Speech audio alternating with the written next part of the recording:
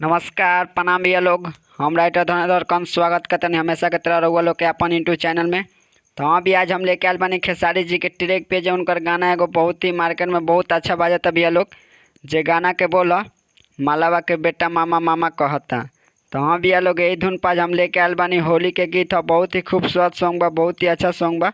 अगर वो अच्छा सिंगर बानी अच्छा से गाम तो मार्केट में बहुत अच्छा रिस्पॉन्स लिया भैया लोग। तो हाँ भैया एक बात और कहल चाहतनी, अगर वह सिंगर बानी सिंगर बनल चाहतनी तो हमारे चैनल से जुड़ जाए, कैसे कि सिंगर से रिलेटेड वीडियो लेके आते रहनी। गाना कैसे लिखल जाला, गाना में तुकबंदी कैसे मिलावल जाला, डेली नया नया सॉन्ग लेके आते रहनी। तो हमारे चैनल के सब्सक्राइब कर लिया, बेल आइकन कॉल करके घंटी के दबा दी। तो चलिए लोग बिना स्किप किए वीडियो के स्टार्ट कर जाओ। तो चलिए लोग पहले रहुआ लोग एक नज़र पढ़ के बता दी, बाद में डेमो गा दें भैया लोग। तो चलिए लोग स्टार्ट करल जाओ। होलियो में अइला ह लभर, छत पर गइल बारा चढ़। ई दोबारा भैया लोग फिर से, जनी रंग फिचकारी के खाली कर हो। एक बार भैया लोग फिर से, हटे सैया के सामान धीरे धीरे डाला हो, आ करे लगी शक जनी लाल कर हो। ये दोबारा भैया लोग। तो चलिए लोग रहुआ लोग के डेमो गा के सुना दिया, स्पष्ट हो जी भैया लोग। तो चलिए लोग स्टार्ट करल जाओ। होलियो में अइला हल भर, छत पर गइले बारा चढ़। अरे का करता र, होलियो में अइला हल भर, छत पर गइले बारा चढ़। आ जनी रंग फिचकारी के खाली कर हो, आ हटे सैया के सामान धीरे धीरे डाला हो, आ करे लागी सके जनी लाली कर हो।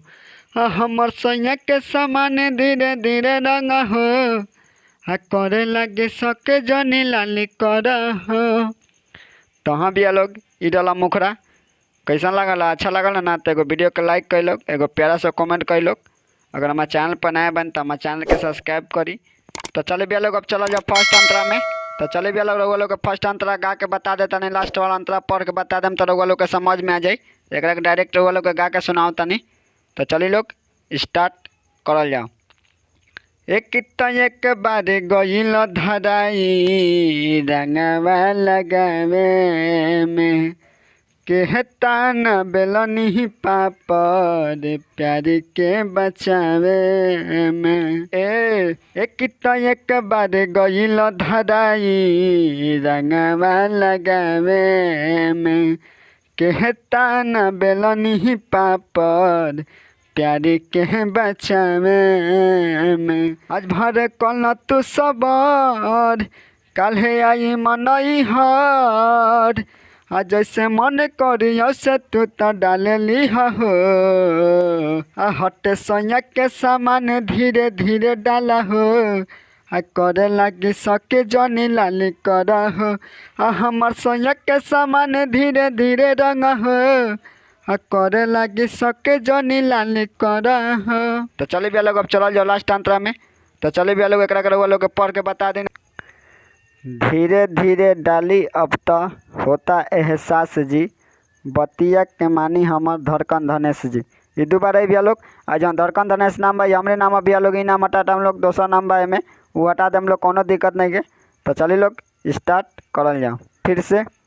लागत तो सुनी बड़ी डर, आ जाई सूर्या देवर, देखी बिटुआ के पापा मुँह काला कर दी हो। ये तीनों एक बार आई भैया लोग फिर से, हटे सैया के सामान तनी धीरे डाला हो, आ करे लगे शक जनी लाल कर हो। ये दोबारा ही भैया लोग। तो चलिए लोग रहुआ लोग के डेमो का के सुना दिया, स्पष्ट हो जाए भैया लोग।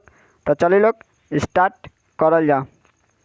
धीरे धीरे डाली अब तो होता एहसास जी, अब बहतिया के मानी हमार धड़कन धनेश जी।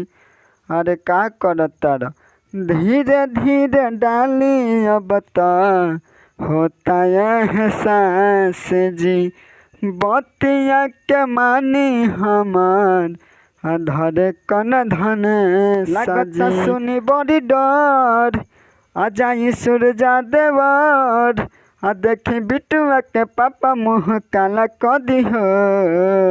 हाँ हटे सैया के सामान धीरे धीरे डाला हो।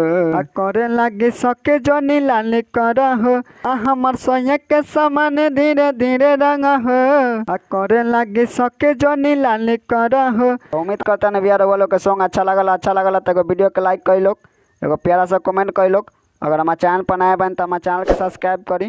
तो चलिए मिलल अगला वीडियो में, तब तक बाय, जय हिंद।